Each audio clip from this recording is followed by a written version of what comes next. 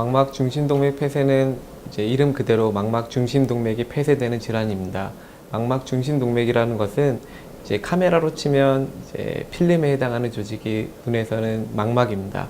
그 망막을 이제 혈류를 공급하는 이제 주된 동맥이 망막 중심동맥인데 이 중심동맥이 막히면서 또 혈류가 가지 않으면서 생기는 질환을 망막 중심동맥 폐쇄라고 합니다. 일반적인 경우에는 이제 이 심장에서 머리를 올라가는 혈액을 공급하는 이 목동맥에 있는 혈전들이 날라와서 막히면서 발생하는 질환으로 알려져 있습니다.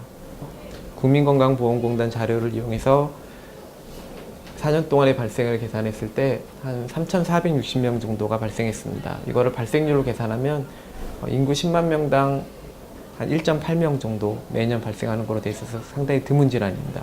그렇지만 인구 10만 명당으로 계산한 거는 전체 인구여서고요.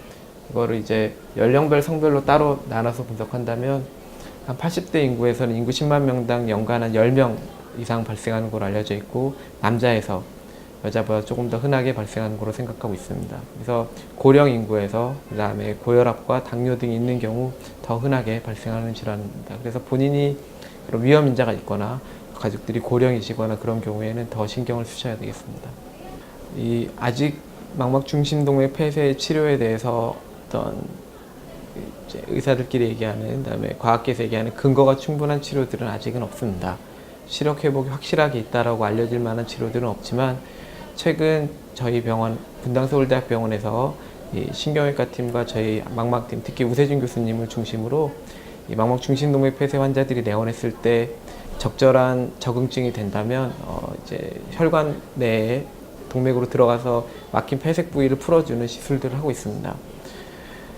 그런 시술들이 아직 대규모 연구를 통해서 효과가 입증되지 못했지만, 저희 병원에서 이런 적응증이 되시던 분들의 많은 숫자에서는 아주 위험한 합병증 발생 없이 시력 개선을 이루었던 경우가 많이 있어서, 저희 병원에서 환자들이 저희 병원에 내원하시는 경우에 이제 발생 이후 시간이 굉장히 짧고 발생이 오래되지 않은 분들의 경우에 이런 시술들을 시도해 보고 있습니다.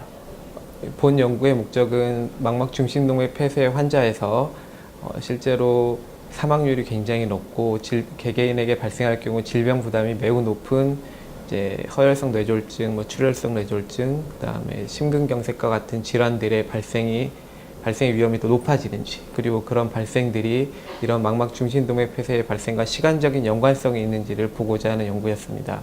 그래서 본 연구 결과로 망막 중심동맥 폐쇄가 발생한 환자에서 허혈성 뇌졸중의 발생의 위험이 굉장히 많이 높아졌다는 것을 알 수 있었고, 거기에 더해서 시간적으로 망막 중심동맥 폐쇄가 발생한 직후에 허혈성 뇌졸중의 발생이 매우 급격히 높아진다는 것을 알 수 있었습니다. 허혈성 뇌졸중은 이름 그대로 이제 머리에 있는 혈관들이 막히면서 뇌내 혈액 공급이 떨어져서 발생한 질환입니다. 이 망막 중심동맥 폐쇄와 혈액 뇌졸중은 기본적으로 같은 이제 병인을 가지고 있다고 생각하시면 되겠는데요. 심장에서 시작한 혈류가 대동맥에서 머리로 혈류를 공급하기 위해서 이 목동맥을 통해서 혈류를 공급하게 됩니다.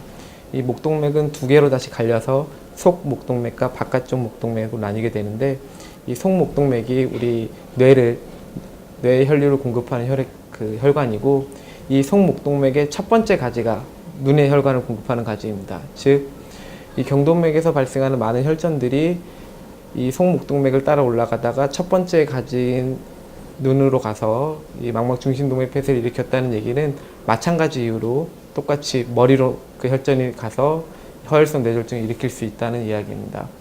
발생학적으로도 뇌 혈관과 눈의 혈관들은 발생학적으로 공통의 발생학적 경로를 따라가고 있고, 이 해부학적으로 혈류를 공급받는 시스템 자체도 같기 때문에 망막 중심동맥 폐쇄가 발생했다는 이야기는 결국 허혈성 뇌졸중이 발생할 수 있는 위험이랑 거의 같은 이야기라고 할 수 있습니다.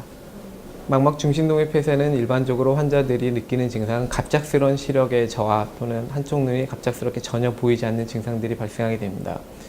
일반적으로 한쪽 눈이 잘 보이지 않는 경우에는 여러 가지 이유가 있을 수 있기 때문에 꼭 모든 환자에서 망막 중심동맥 폐쇄는 아니겠지만, 대부분의 경우에 중한 질환들이 많습니다. 따라서 본인 또는 가족분들, 주변 사람들이 한쪽 눈의 시력이 급격히 떨어졌다면 그때는 빠른 안과 검진 또는 응급실 진료를 통해서 원인을 감별해야 될 것이고요.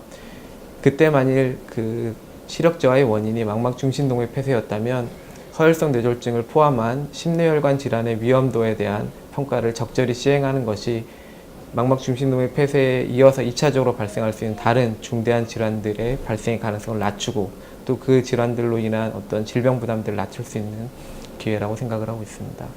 따라서 평소 본인이 혈압 또는 당뇨, 고지혈증 등이 있으신 분들은 의사와 정기적인 면담을 통해서 조절을 하고 필요시 약을 복용해서 적절한 수준으로 조절을 하는 것이 가장 중요하겠고요.